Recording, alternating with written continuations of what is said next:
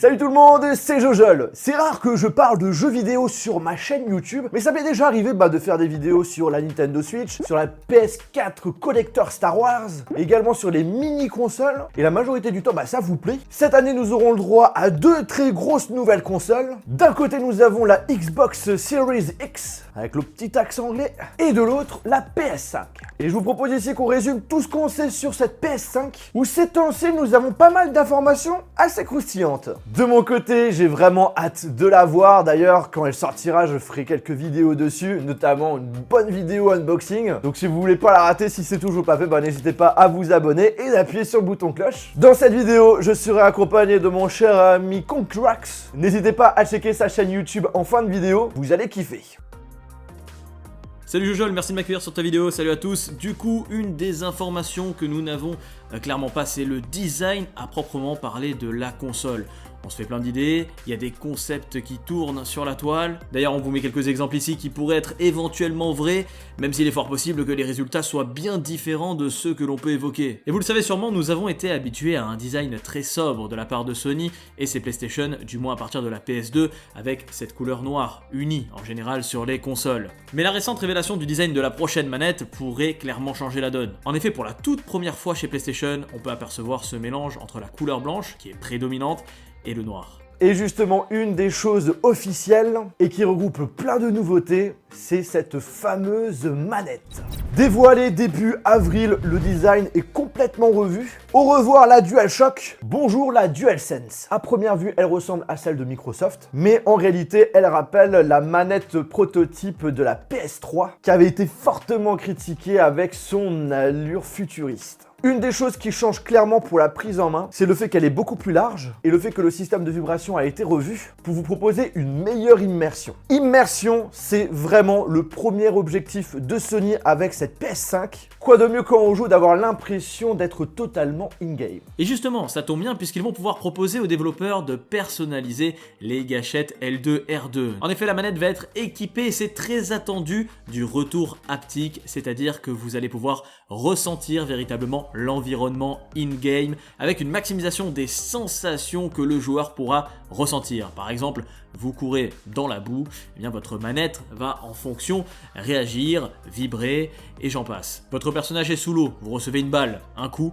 eh bien tout ça sera retranscrit au mieux manette en main. Par ailleurs, à l'arrière, il y aura une résistance qui va s'adapter en fonction de vos actions par rapport aux armes que vous utiliserez par exemple. Autre point important qui a pu être soulevé lors de la présentation officielle de la manette, mais on a toujours eu l'habitude d'avoir les boutons triangle, carré, croix, rond qui étaient de couleurs, triangle vert, carré rose, croix bleue et rond rouge. Ils ont l'air d'être tous de la même couleur. Pour autant, est-ce que l'on va retrouver ces couleurs caractéristiques lors de l'allumage du périphérique ?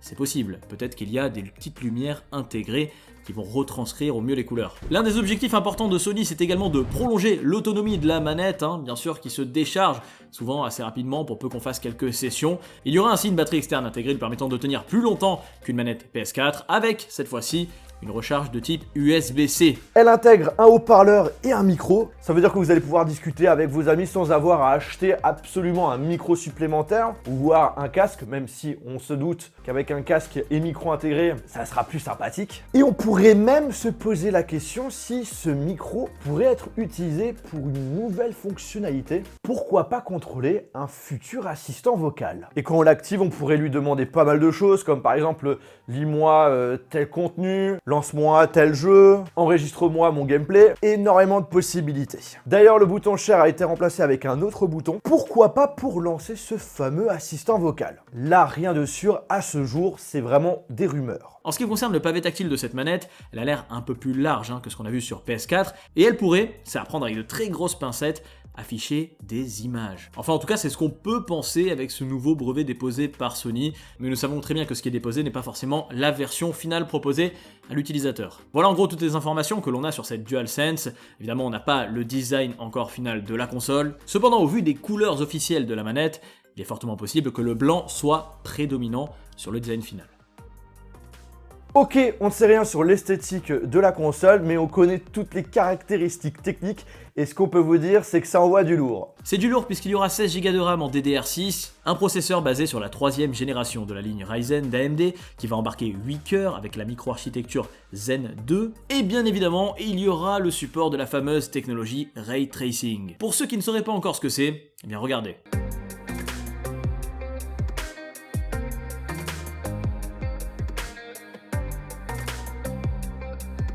Alors d'après les dires de Sony, et ça vraiment j'attends de voir de mes propres yeux, eh bien la machine serait capable de pousser l'expérience jusqu'en 8K 120 FPS. Si c'est le cas, c'est un véritable monstre de puissance, mais il faudra aussi bien sûr que le commun des mortels en soit équipé.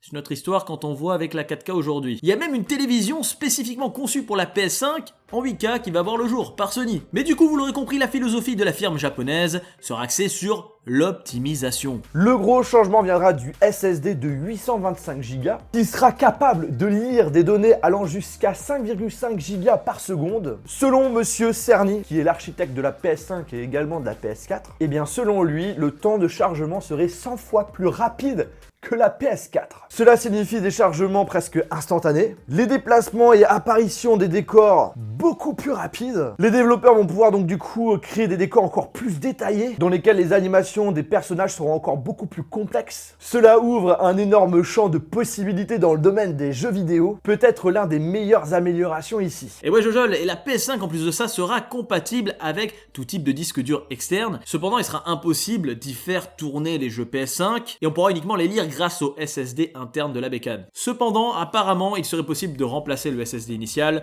pour avoir un beaucoup plus gros, un plus grand espace de stockage à l'avenir, mais il vous faudra pour ça que la vitesse de celui-ci soit équivalente ou supérieure afin de parfaitement l'utiliser. On parlait d'immersion tout à l'heure avec la manette et ses haut-parleurs intégrés. Ça sera aussi le cas pour le son avec un nouveau moteur audio 3D qui devrait utiliser les mêmes algorithmes que celui du PlayStation VR. Et bien évidemment, moi un point qui m'intéresse énormément, qui vont dire c'est vieux jeu, mais c'est la rétrocompatibilité. Première annonce qui est faite, on parle des 100, entre guillemets, meilleurs jeux de la PS4 qui sont compatibles. Beaucoup de joueurs ont été déçus, et ça a été très rapidement le 23 mars dernier rectifié encore une fois par Marc Cerny qui explique non, quasiment toute la ludothèque sera compatible à terme.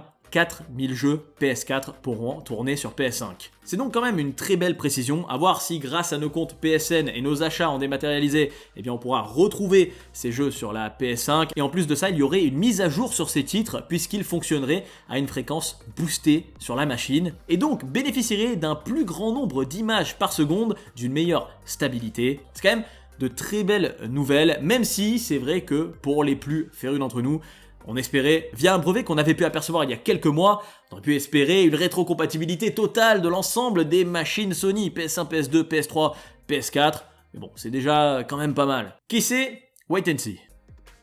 Sony a officialisé le fait que ça sortira en 2020, notamment pendant les vacances. On serait autour du mois d'octobre-novembre. Une fuite a laissé entendre que ça serait le 20 novembre 2020, ce qui serait pas une mauvaise idée vu que mon anniversaire c'est le 21 novembre, donc ça me ferait un joli cadeau. En tout cas, une chose est sûre, ça sortira bien avant les fêtes de Noël, et ça pourra mettre la PlayStation 5 directement en concurrence avec la Xbox Series X, qui va sortir dans la même période, donc du coup, voilà, c'est complètement cohérent. Et malgré les rumeurs, un article récent de Takashi Mochizuki, journaliste qui est spécialisé vraiment sur la PS5 et qui a souvent des informations en avance, eh bien il confirme que malgré tout ce qui se passe en ce moment, la date de sortie de la PS5 n'a pas été repoussée. On pouvait le craindre, mais il précise quand même que certains éléments de la console seraient plus rares, plus difficiles, délicats à produire. Du coup, ça va faire grimper les coûts de fabrication de la console. On pourra atteindre environ 450 $ l'unité. Pas mal. La problématique concernerait apparemment surtout l'approvisionnement en DRAM et en mémoire flash parce que beaucoup de matos électroniques en contiennent.